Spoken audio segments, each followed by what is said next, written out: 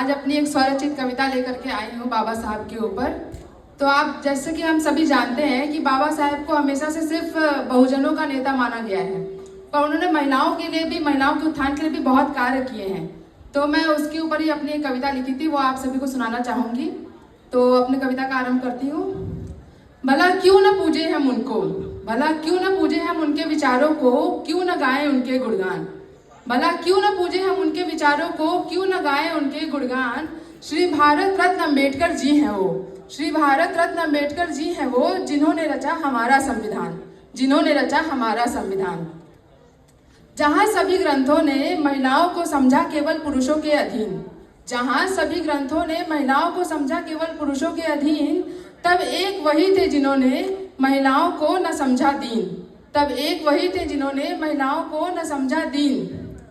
एक अकेले लड़ पड़े थे पूरी सभा से वो। यहाँ पर मैं उस सभा की बात कर रही हूँ जब उन्होंने हिंदू कोड बिल का प्रस्ताव रखा था जिस सभा में, तो वहाँ पर सभी उनके खिलाफ खड़े हो गए थे और इसकी वजह से उनको अपने लॉ मिनिस्टर के पद से भी इस्तीफा देना पड़ा था। तो उसी की बात मैं यहाँ पे कर रही हूँ कि एक अकेले लड़ पड़े थे पूरी सभा से वो, एक अकेले लड़ पड़े थे पूरी सभा से वो, महिलाओं को ऊपर उठाने को सदैव खड़े थे वो, महिलाओं को ऊपर उठाने को सदैव खड़े थे वो। क्यों पूजूं मैं किसी धर्म को, क्यों पूजूं मैं किसी धर्म को, जब सबने महिलाओं को नीचे गिराया। क्यों पूजूं मैं किसी धर्म को, जब सबने महिलाओं को नीचे गिराया। हिंदू कोड बिल को लाकर तब आपने हमें ऊपर उठाया, हिंदू कोड बिल को लाकर तब आपने हमें ऊपर उठाया। जी बहुत बहुत धन्यवाद। और मेरा तो धर्म है जय भीम, मेरा तो धर्म है जय भीम, क्योंकि आपने हमें बराबरी का हक दिलाया, क्योंकि आपने महिलाओं को बराबरी का हक दिलाया। और आगे लिखती हूँ कि ये नारीवाद की सोच लिए जो घूमते हैं आज, ये नारीवाद की सोच लिए जो घूमते हैं आज, दशकों पहले पितृसत्ता की सोच से लड़े थे आप, दशकों पहले पितृसत्ता की सोच से लड़े थे आप। तो और आगे लिखती हूँ कि आप ही मेरा धर्म है, आप ही है मेरे गुरु, आप ही मेरा धर्म है, आप ही है मेरे गुरु। ये जो कुछ भी मैं आज बनी हूँ, ये जो कुछ भी मैं आज बनी हूँ, ये नौकरी, ये बराबरी का हक, ये नौकरी, ये बराबरी का हक, ये मातृ अवकाश, ये मातृ अवकाश, तलाक तथा एलिमनी का हक, तलाक तथा एलिमनी का हक, ये सब कुछ हमको आपने ही दिलवाया है बेशक, ये सब कुछ हमको आपने ही दिलवाया है बेशक।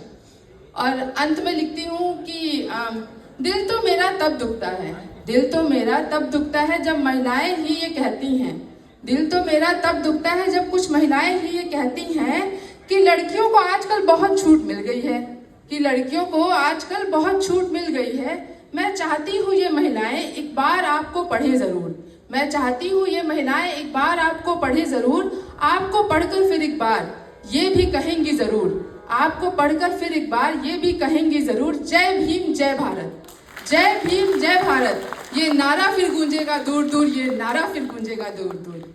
बहुत बहुत धन्यवाद। और अंत में एक शायरी से खत्म करना चाहूंगी जो कि महिलाओं को डेडिकेटेड है कि ये पर्दा, ये घूंघट और ये हिजाब, ये पर्दा, ये घूंघट और ये हिजाब, ये नहीं वो नहीं।